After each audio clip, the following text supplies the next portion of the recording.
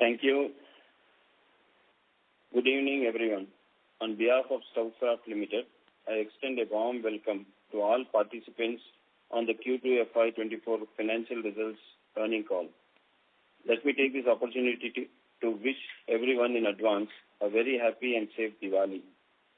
We also have Orient Capital with us on the call, who are our investor relation advisors. We have uploaded our investor deck and earnings press release on the stock exchanges and the company's website. I hope everybody had an opportunity to go through them. In Q2 FY24, we continued with our growth trajectory, both in terms of top line and margins. Our top line has witnessed a growth of 27.5% and gross profit increasing by 22%. We expect to maintain our strong and established market position in kitchen appliances segment through our diverse product offerings in this category. Higher market penetration, extensive distributor network in the domestic and international markets, strong brand name combined with changing favorable demographics like rising number of nuclear families and the change in consumption pattern resulting in shorter replacement cycle for pressure cookers and other categories augurs well for our future growth. Growth for the quarter was higher despite a delayed festive season, as majority of the days of the festive season this year being in the December quarter, unlike last year when some of them were in July-September quarter. Overall demand in rural and urban areas was slow yet consistent, albeit a slight drop in overall sentiment, particularly in rural areas during August and early September, which was triggered by irregular rainfall in few regions of the country, followed by a spike in food prices resulting in higher inflationary pressure, keeping the demand lower during the quarter. Demand recovery is expected to continue to improve during the December quarter with the onset of festive season, range-bound retail and food inflation, and government spending between now and the elections. Indigenization and backward integration with strong brand presence remains our core strength. And continuing with the same, we have added new manufacturing units which commence in H1 of the current financial year. These units will cater to a wide variety of plants, including iron plant, air fryers, stainless steel pressure cookers, electric rice cooker plant, the kettle and the bottle plant. Additionally, adapting to the changing environment and consumer demands has been our priority, and we continue the same with the launch of new products under multiple product categories. This includes new and improved range of induction cooktops, pressure cookers, one-of-its-kind multi-use mixer grinder with our ultra-powerful motor, range of cast iron cookware, oven toaster griller from air fryer, double stainless steel rice cooker, and under small appliances, we have products like sandwich makers, knives, juicers, steam and dry irons. Store expansion continued for the current quarter with the addition of 29 new stores in the current quarter. Our store count now stands at 106 stores in 5 southern states. 90% of our stores have achieved operational break-even in an average time of 3 months post-opening. Our stores have an average monthly sale of INR 4 lakhs per store, almost doubling since March 23, with the potential to increase as they get established since majority of our stores have been added in the last 1 year. The company continues to expand its presence in retail for Pigeon brand across multiple strategic locations. Now I will discuss Q2 FY24 financial performance. The consolidated revenue at INR 379.8 crore for the current quarter versus 297.7 crore in the previous quarter, hence registering a growth of 27.5% on quarter-on-quarter basis.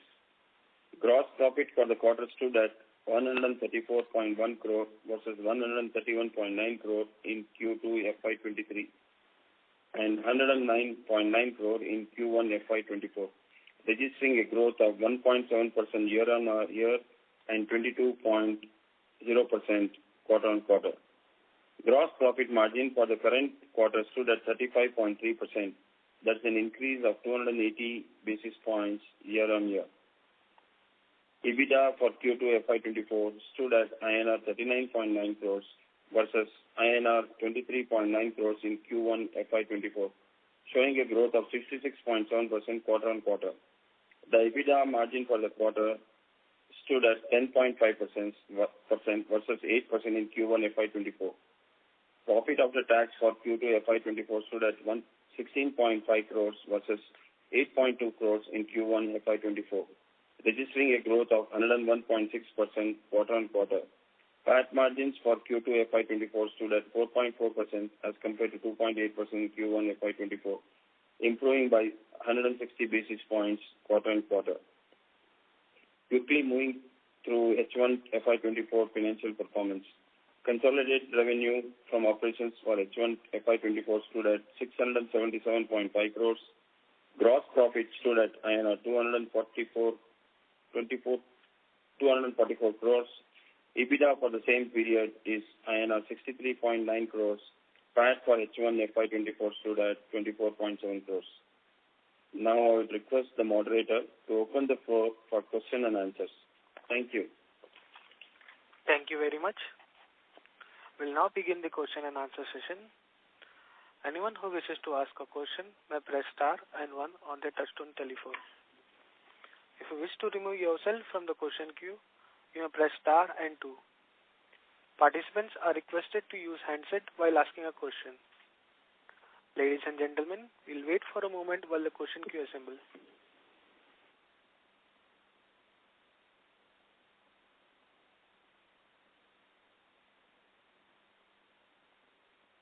The first question is from the line of Achal Lohade from JM Financial.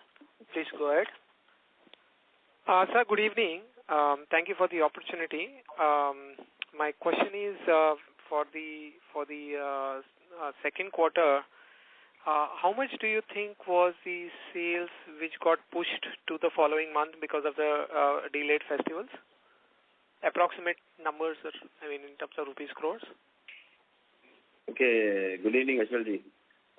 Basically, I would suggest you that you consider the second and third quarter as one quarter, and because majority of that Diwali sale is moved to the third quarter, you'll have to compare the second quarter with the third quarter and the third quarter with the second quarter. More or less, it is like that.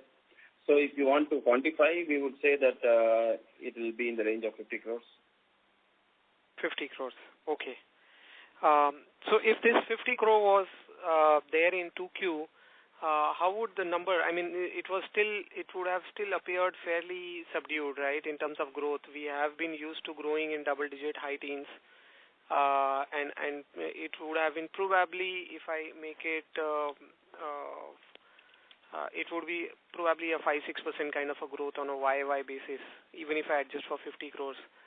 So what I wanted to understand your sense is, is this entirely to do with the macro environment, or you think there was something which was lacking, with us as well in terms of why the growth didn't come through? No, we believe that growth was there with our business. Of course, you have calculated the percentage of growth and all that, but the second quarter, particularly the first and second quarter of last year, was relatively strong. The base is strong, and versus the base for the third quarter was relatively weak. It was driven by higher demand environment compared to the current demand environment. So we still believe that we will continue to grow at historic growth rates. Even under current demand condition, we believe that there is enough traction for our products, and we are able to get to a higher double-digit growth. But if the demand comes back like it was in the first and second quarter of last year, we will be back to our historic growth rate. Understood. Is it possible to get a sense as to, in terms of the pricing on a YY basis specifically, how much reduction would have happened in the form of scheme discount or absolute price reduction? Yeah, there is a softening on the input cost, and as a strategy that we follow, we pass on both the increase or the reduction in cost.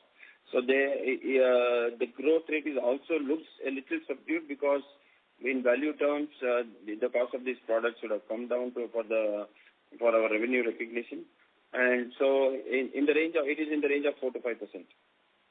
So 4 to 5% reduction in the pricing effectively. So this would have been actually if there was no delayed festival and not such a price reduction, you would have still actually be early teens actually in terms of growth on a YY. For the quarter, yes. Because the base for that particular quarter was very strong. But overall for the year, we still continue that we believe that we will be able to grow at double digits if the demand scenario continues to be at the current level. But if the demand scenario improves, and if the demand is better than what it is currently, we are still we go back to historic growth rates. Okay. And to give you a little more insight, I will tell you our growth is also not only driven by our existing products. There are range of new products that we are getting into, and all those products where we have got to the stage where we got into manufacturing, we are seeing very, very strong position in those categories, and we are moving towards leadership in those categories. And these are new revenue for us. So that is also driving the growth for us, apart from our own retail, which almost was at a very, very low base, and the contribution from our retail will be absolute growth. Understood. Which are these new products and how much have they contributed in 2Q, sir? See, some of these appliances are all new. We have just started manufacturing some of them, but the air fryer category is giving us very strong. It means we are going very strong there. And similarly, we are getting into some appliances like the OTG air fryer. We are getting into the slow juicer. Very soon, we are getting into some more electrical products that will be launched in this quarter. So all these products, we are going through the phase where it will get to manufacturing. Air fryer today, of course, we manufacture the whole product within the facilities of Kraft, and we have a very strong demand. In fact, I can only say that we are currently not able to even execute the total demand. So we are also ramping up our manufacturing capacities on the air fryer. Okay. Understood. And just to give you one more insight, we got into manufacture of electric irons. While it is still a small number, is not very huge, but the growth rate of the electric irons is very, very large. If I say it is in the excess of 1,000%. So that is a kind of because we got into the manufacture of these electric irons.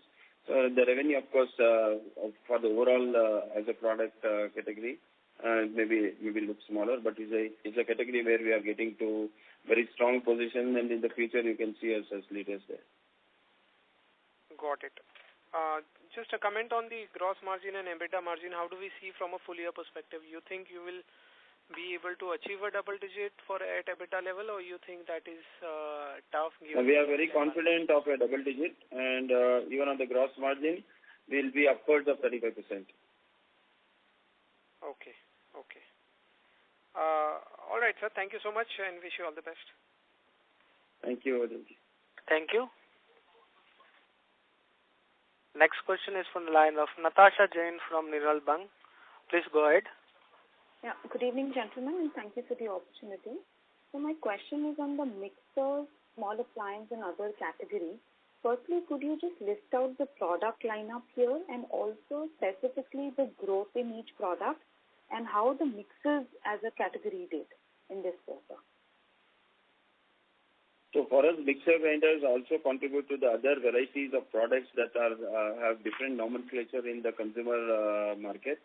So what we call as personal blenders or slow juicers, these are all falling under the mixer grinder category for us. The traditional mixer grinder category, we are revamping it. Actually, we are going through a phase where we are going to introduce maybe for the Indian market a state-of-the-art product. So only the mixer grinder, the traditional mixer grinder is going through a revamping, and it is a kind of a slowdown on that. But all the appliances, all other than the cooktop, cookware category, we classify as appliances, and there is a range of products including the electric iron. We mentioned about the air fryer. We started making the rice cookers and the OTG. Now we have started assembling the oven toaster grill OTGs. And very soon we are getting into producing some more electrical appliances. But these existing products that we have got into have seen very high growth because of both in terms of what Indianized products we are able to offer the consumers, which is much more sturdier, which are manufactured within the facilities of Kraft. It has got the cost advantage and supply chain advantage. Real time we are able to reach our consumer as per the requirement. So we are seeing very high growth in this category. Even on Q1, while the Q1 itself was good for us, good growth on the appliances category, we continue to grow on that growth also in the second quarter in the appliances category. Understood, sir. So my second question is more of a broader macro level question. So we've done a lot of channel checks, and those checks suggest that there has been a broader slowdown for small kitchen appliances. Now your commentary is more on the bullish side, so I just want to match this up. That is there a slowdown, broader slowdown that you've witnessed, or is it only transitory and this is not expected to continue going forward? So for us, appliances also include in the induction cooktop and the kettles. While we classify the induction cooktop in the cooktop category, we are seeing good growth on our induction cooktop and also the electric kettles, if we will qualify them as appliances. And overall demand scenario is muted. It's not a very high demand scenario, but also because many of these appliances, we have got into the stage where we are manufacturing this and we are much more competitive than what we used to be. We are definitely more competitive than our competitors. So for us, the base is smaller for the small appliances and we are seeing growth. And overall, as a scenario, the demand scenario, it seems to be a little muted. It's not on the very high demand side. Understood, sir. So thank you so much. That was all from my side.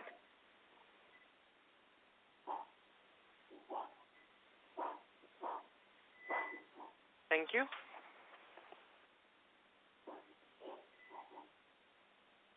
The next question is from the line of Gaurav Agarwal from 91 Capital. Please go ahead. Hi, sir. Thank you for the opportunity. Sir, just a while back you mentioned that for the full year you expect to have a double-digit margin. So, did I hear it right? You mean to say only for the next 2 quarters, or for the entire year you mean 11-12% kind of margin? Yeah, we are talking about the whole year. And see, generally what happens is the first and the last quarter are a little smaller than the second and the third quarter. They contribute better when in terms of revenue. Finally, the costs are more or less fixed, and as the revenue grows, our margin also improves. So we believe that with improved gross margins and the initiatives that we have taken, we will be able to, for the whole year, cross the double digit on margin. Okay. And so in terms of growth, as compared to FY2023, the last financial year, we still believe that we can grow at 11-12% kind of growth? With the current market condition, we still believe we'll be able to grow at that low teens, that is low double digit. But if the market improves, which is also a possibility, then we may also go back to our historic growth rates. We have been, the CAGR for us the last 5 years is 19%. And even if the current demand condition continues, we believe that we will be able to cross the double digit. Sir, just a bit of back calculation that I did. I just want to share it with you and tell me if I am wrong anywhere. So let's say even if we grow at 12% and on the base of 1281 CR, which is what you posted in your last financial year. So in the second half, the ask rate for the growth is 38% on a YOY basis if I compare 2H versus 2H. So is that something which we aspire to do, or is it possible to do a 38% kind of a YOY growth in the second half of this financial year? It is possible to do. Okay, great, sir, and thank you so much for answering my questions, and all the best for the next 2 quarters, and wish you a very happy Diwali. Thank you, sir. Thank you. The next question is from the line of Anand Mundra from Soar Wealth. Please go ahead. Hi, good evening, sir. Sir, my question is, air fryer has been a very successful product for us. So what is the share of air fryer currently for this financial year? What do you expect it to as a total revenue? Good evening, Mundraji. Actually, in terms of, there are 2-3 ways to evaluate this. One is on the number of units that we sell and the value terms, what the revenue. So, honestly speaking, what we, without having got authentic data to certify this, we are definitely leaders in by number of units that we sell. And in terms of contribution which that is doing for the company, I can say it is already contributing 6% to the revenue. But then this is at the level that we are able to cater the demand. The demand is much higher than what it is, so we are also building capacity. So I can only assure you with the way that is happening, definitely by number of consumers using our air fryer, we will be the largest. Okay. So 6% is a very good number. So are there any, you have mentioned in your PPT and also mentioned when you answered the call for the other participants, you are launching new products. But are there products which can become as successful as air fryer, or what is the benchmark to decide which product to launch so that it can give 5-6% of the overall revenue of the company? I will repeat, maybe in the earlier calls I would have told, the strategy of the company is to first to evaluate a product, get the acceptance of the consumer. There are learnings in this process. Once there is an acceptance of the product, we would start manufacturing this. In other terms, you can call this assembling these products, which does bring the cost down because of the duty advantage and the labor cost that is at India. And so once we cross this stage and we pass on the benefits that we accrue during the manufacturing stage, if we see there is a demand which is in excess of what we are currently doing, then we backward integrate. This also gives further advantage. And in this process, all the products that we have done in the past have got to leadership. So we did this with our induction cooktop initially, then we did with our electric iron in the previous time. We did it with our chopper. We did this now recently with our air fryer, and then we started this with our iron. We are seeing similar kind of trends in any of the product categories that we want to get there. We are confident that any of the product categories that we get into manufacturing will be definitely in the top 3. Yeah. So I understood, sir. So what I was asking, sir, air fryer, other than air fryer, you are saying iron is a new product which can become big for us. And what about the slow juicer? Do you see that similar potential for that? Yeah, it is in the phase of initial stage where we are getting the acceptance of the consumer. It may take a little more time for us to get to a stage where we decide that we will move to manufacturing on the slow juicer. For sure, once we get to that stage, we are very confident that then there is a kind of very unique situation where we have no competition in terms of cost, and we are able to, because the capabilities for making these products exist in the facilities of Kraft. We don't have to, acquire new capability or new technology.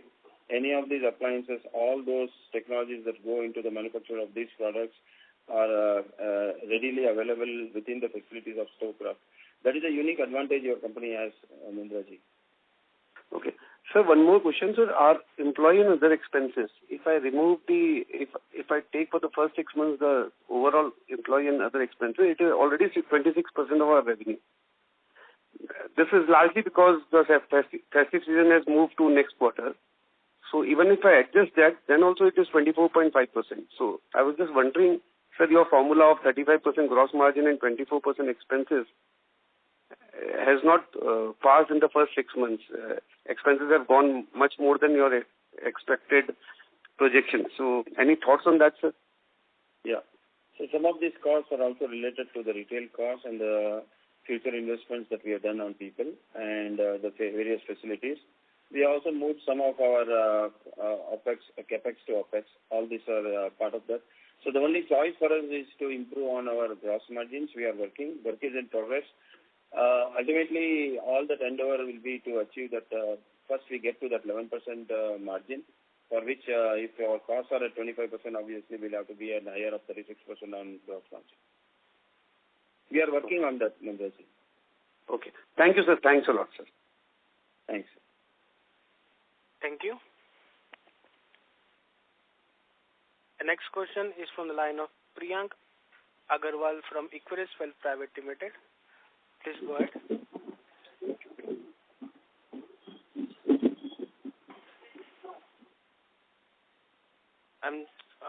The current participant line has been disconnected. The next question is from the line of Lakshmi Narayan from Tunga Investment. Please go ahead. Thank you. A couple of questions. First, what is your channel sales mix? What percentage of your sales is through modern trade and the institutional side?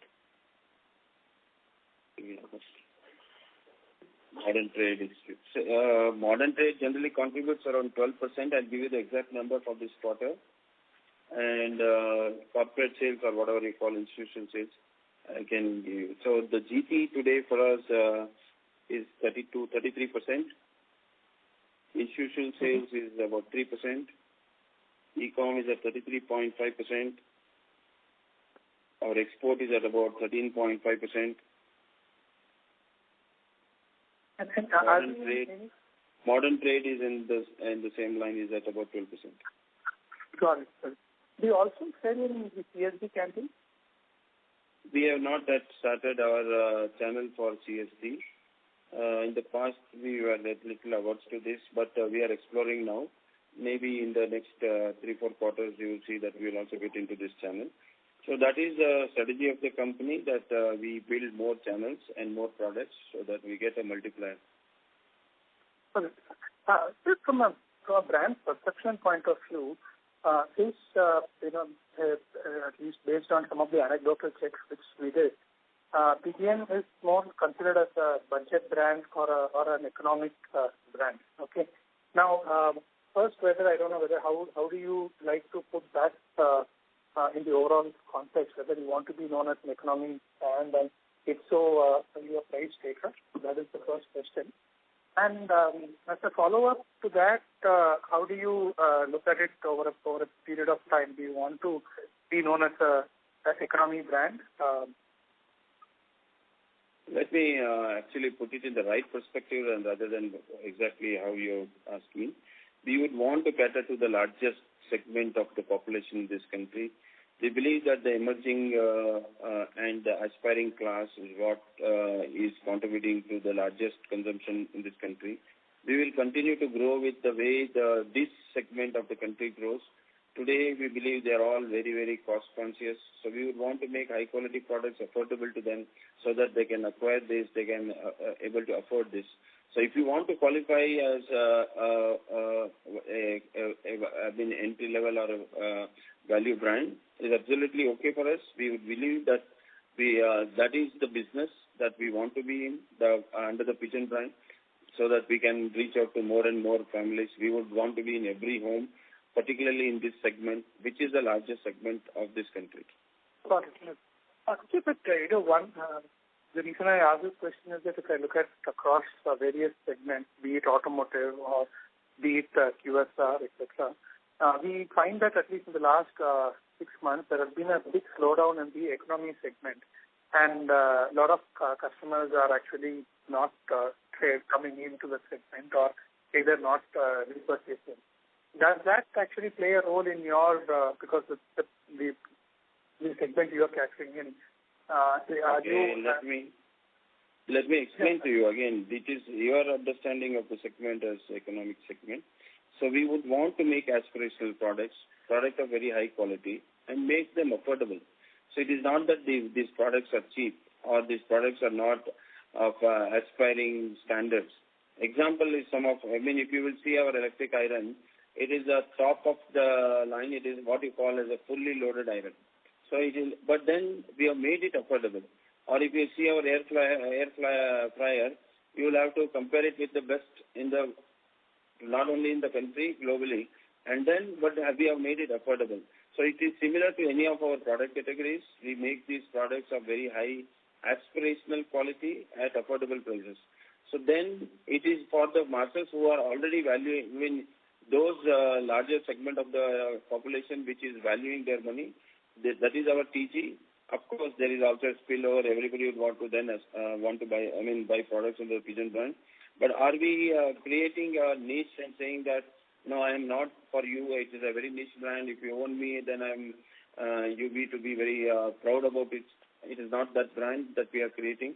We are creating a brand that people can afford, but rely on. They can be very sure of the product that they acquire and be more loyal to the brand as we bring more offerings.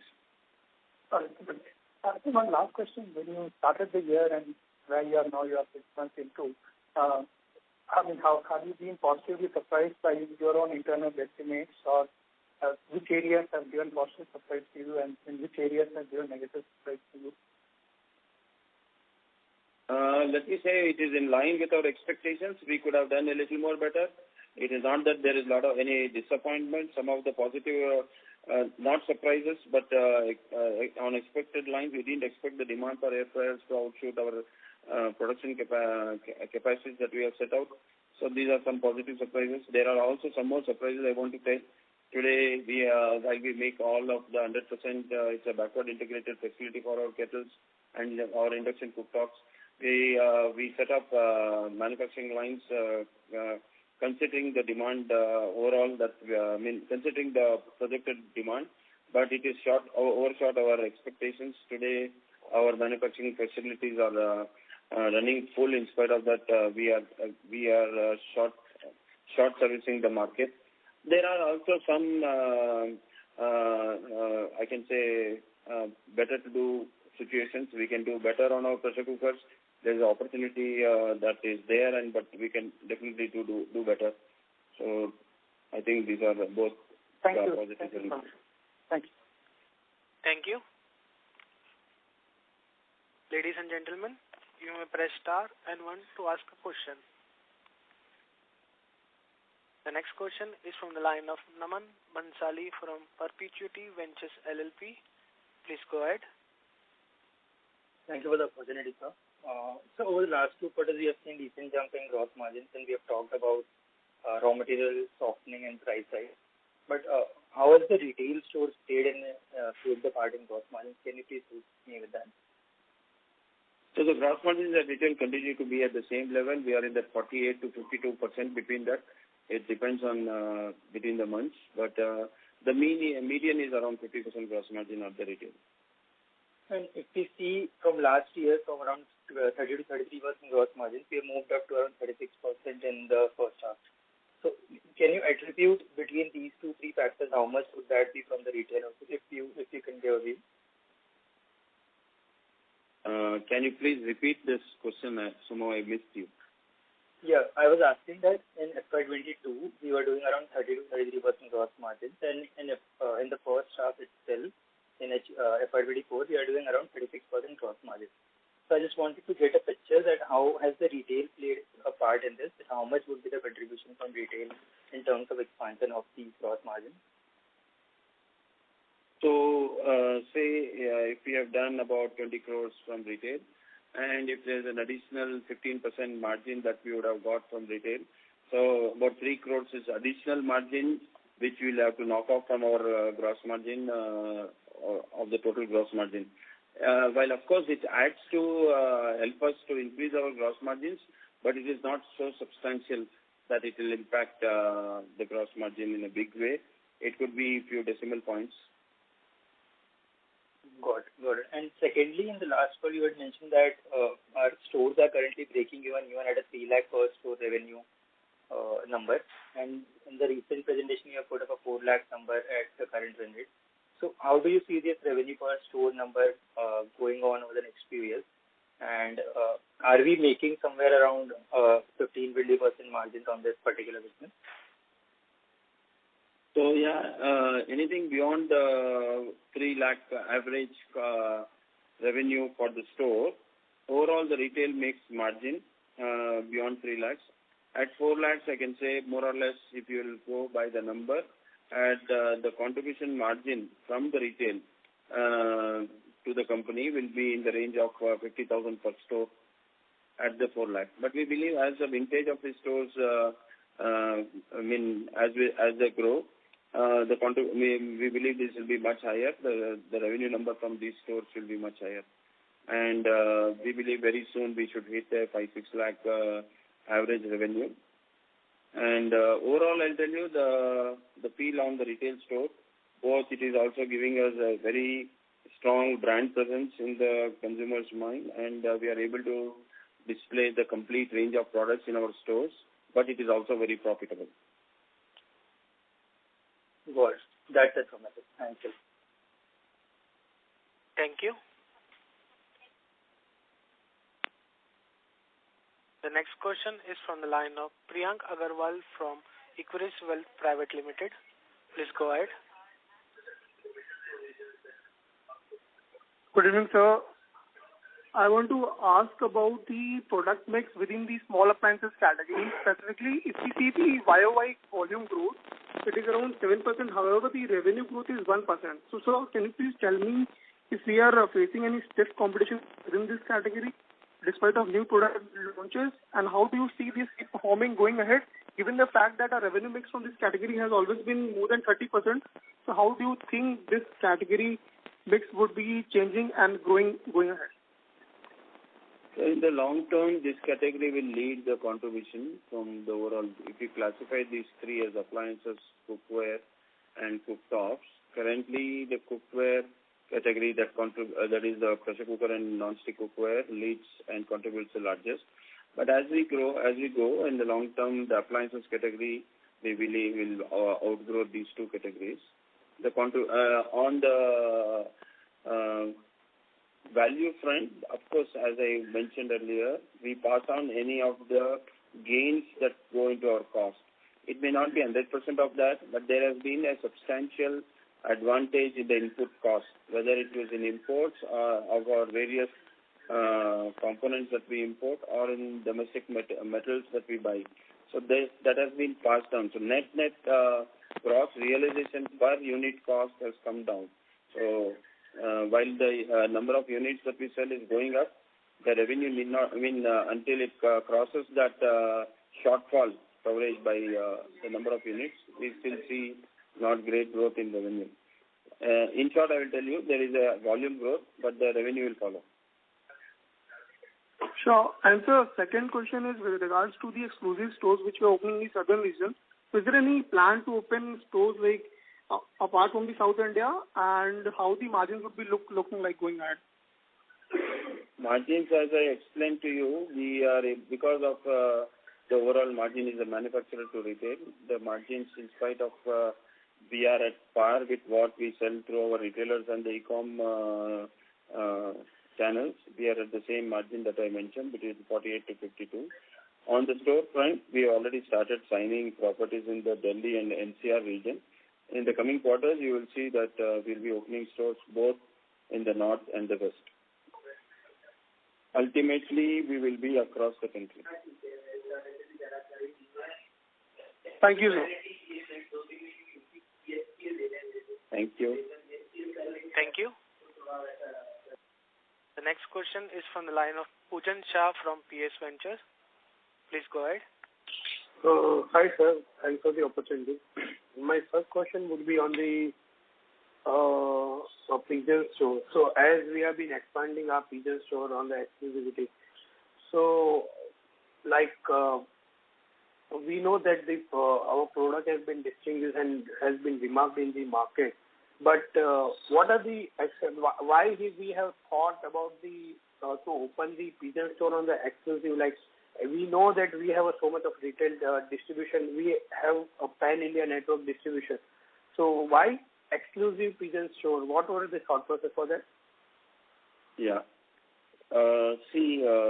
We of course have various channels. It is not only the general trade. We reach our consumers to the modern trade. We also reach our consumers to e-com. But the exclusive stores give us an opportunity to display the entire range of products. This gives it's a touch point for the consumer to experience the brand. It gives a real experience at these stores, while of course the general trade is where the larger contribution is coming, but not necessarily any of these general trade stores will want or is able to stock the very, very large, wide range of products that we were already in, but is not limited to only to this thought. We also have large plans for expanding our product offerings, and that is only possible by having our exclusive stores. It is also giving us some, we are able to realize that wherever we have opened our stores, more and more dealers are expanding the categories of products that they were otherwise stocking. Okay, that's very great, sir. I just wanted to reconfirm about the split which you have provided. So can you just repeat the split of the distribution of institutional e-com exports? You will have to repeat this question, please. Yeah. So I just want to, I just missed the split about the institutional e-com exports, modern trade revenue split. So can you just repeat? Let me do it. The general trade is contributing between 33 and 34%. Okay. The modern trade is giving 12%. Okay. Institutional sales is giving about 3%. Our e-com is at 33.5%. Our export is at about 14%. Retail is, of course, small, 2.4%. Thank you so much, sir. All the best. Thank you. Thank you. Ladies and gentlemen, you may press star and 1 to ask a question.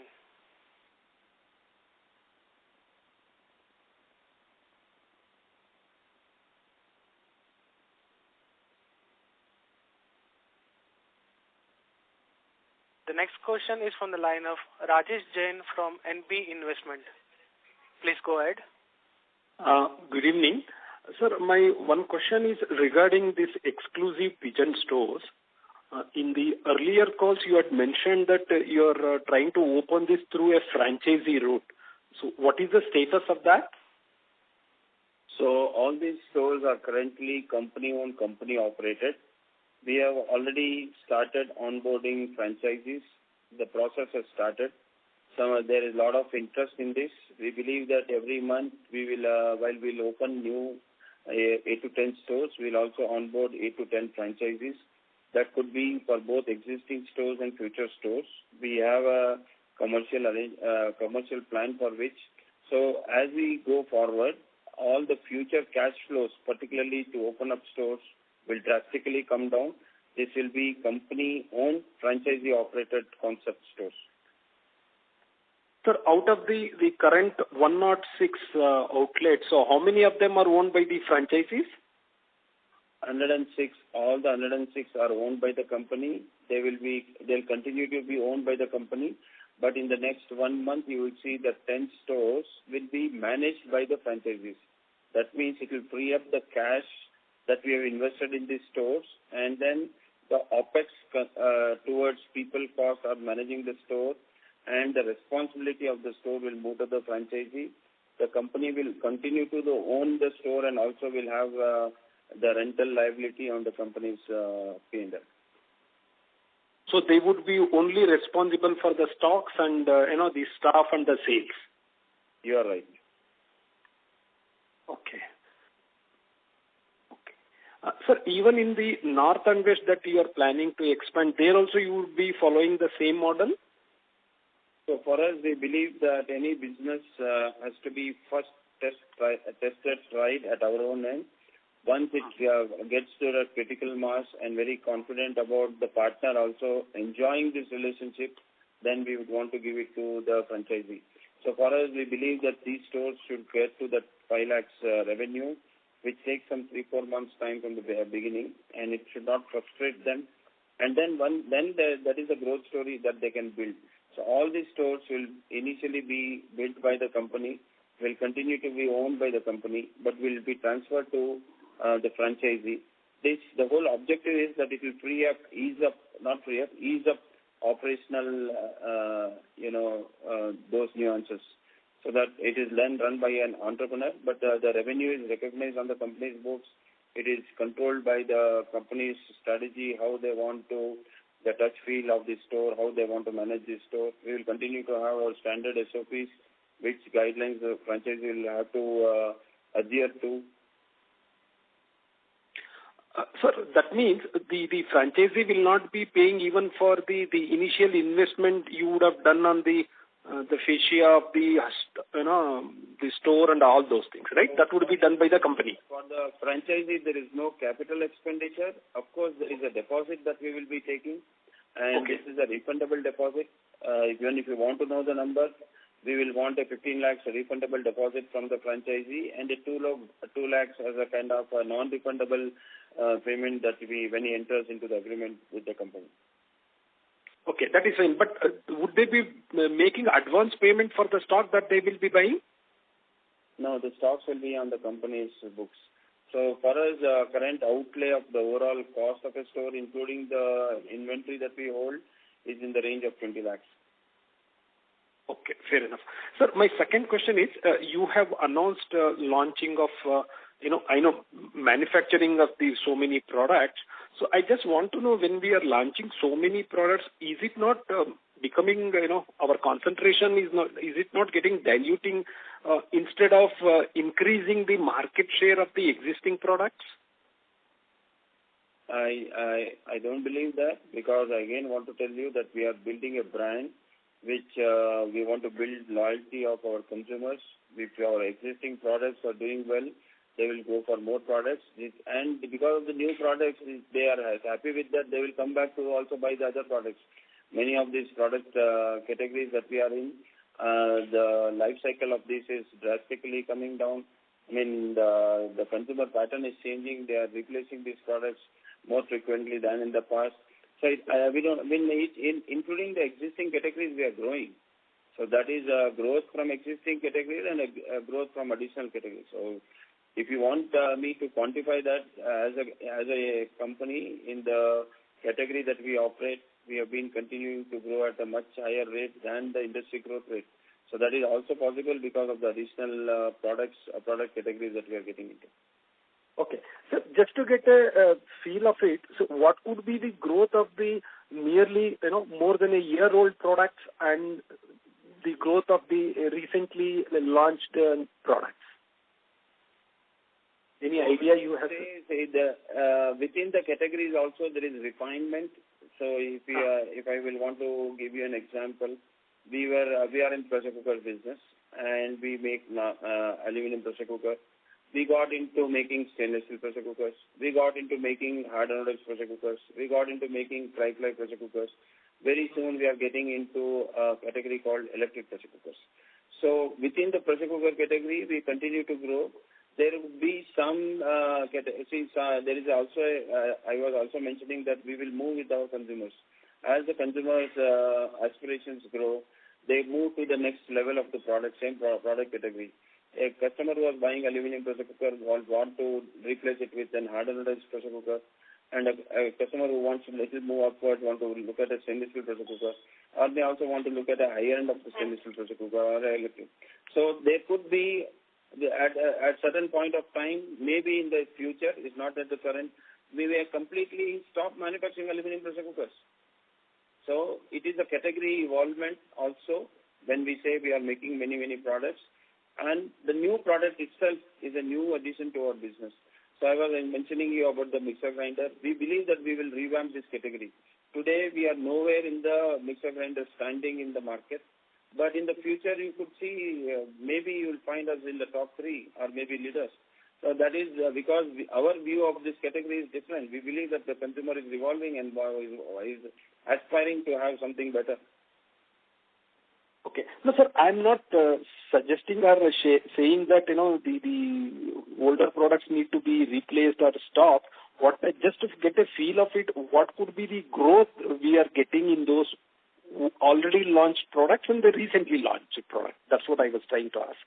Yeah, we are still continuing to grow in our existing products. And, of course, the new product, because the base is zero, there is always growth in that. Okay. So my next question is regarding, you had gotten a lot of, senior management people at the, higher level. In this room. So just wanted to know, are you seeing any changes in the the company or the running of the company? Anything you could share with us? I'm sure at the company level we are experiencing very high confidence in the capabilities of these people over here. They are the new family members of Kraft and the new leadership team. And they come with very, very diverse experience. And being here itself, I think, is a testimonial of their process that we would have followed to bring them here. And for the future, it is a very secure future because you have a very, very large, very strong leadership team for the size of business that we have today. The whole objective of this whole large leadership team is for a very aspirationally, very large company and not from the current levels that we are. Okay. So my last question is regarding export. You had, mentioning that you would like to grow at a 20% level every year. And also you are, trying to have some reach 20% of our sales from the export. So where do we stand as of, this H1? In the lines that we discussed, we are growing there a little better. Okay. But you also had some plans to launch our own brands also in the US or England, European markets. Any thoughts on that, sir? Not in the European market. We are building our network within the Northern American markets with the retailers. We are very successful in our plan. We are continuing to grow there. We are able to add more dealers and more retail chains and more product categories there. And when there is a reasonable size scale that we believe that is relatively larger than where we are, because there are operational costs which have to meet and make it profitable operations. So it's a little away. It's not very in the next 2-3 few quarters, but definitely in the near future, maybe in the next 2-3 years, you will see us launching our own operations and the brand in the US. Okay. Sorry, sir, I have one more last question if I can squeeze in. Sir, you are focusing more on the Pigeon brand, on the exclusive stores and other things. So just wanted to know what is the management thinking on. One is the Beck & Decker brand as well as the Gilmer store. So anything happening in these two brands that we have? We have 68 Gilmer stores, and gradually we are adding, not at the pace that we are adding Pigeon stores, but we will gradually add more stores in the Gilmer brand. But the Gilmer brand is more defined for hobs and chimneys. The Black & Decker brand, of course, had a lull in between the supply chain challenges during the COVID time. Most of these products are imported. Now we are developing products under the Black & Decker brand in coordination with the Black & Decker design team. So these products, when manufactured within the facilities of Kraft, will be catering to both domestic markets in the country and their global franchises across the world. So there are strategies for growth. Currently, the contribution from these two brands, of course, are minuscule. But in the future, you will see also contribution from these brands moving from that current 5% to 10%.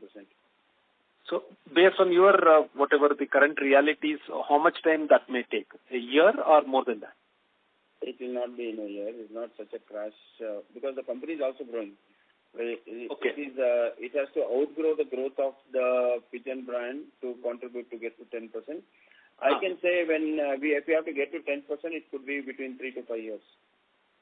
No, sir, because we have that license period, with Becker, so that may get nearer to that, right?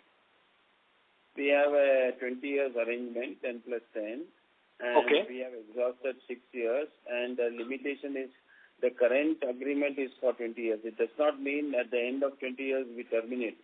It is an arrangement that is currently agreed upon. Okay, sir. Sir, thank you very much for all the clarification, and wish you and your team a happy Diwali. Thank you very much, sir. Thank you, sir. Happy Diwali to you too. Thank you.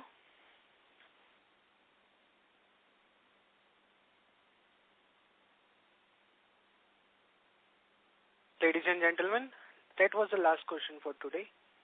I would now like to hand the conference over to management for closing comments. Thank you, all of you, for patiently having given your time this evening.